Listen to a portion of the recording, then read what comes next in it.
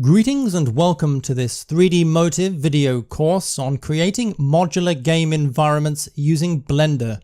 I'm Alan Thorne, and in this comprehensive course targeted at intermediate Blender users, we'll see how to model, texture and export a complete modular environment set that can be imported into a 3D game engine.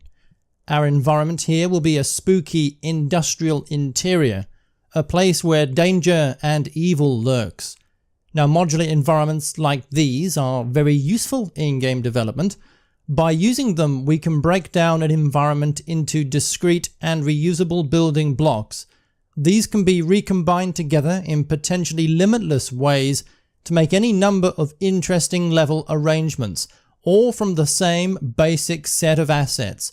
In this first part of the course, we'll explore how to configure the Blender interface and environment for an optimal modeling workflow, and how to get started at modeling the beginnings of our environment set. By the end of this part, you'll have established a solid workflow and working practice that'll help you jump into making any modular environment set you need. Now, there's a lot to get through in this course, so let's get started.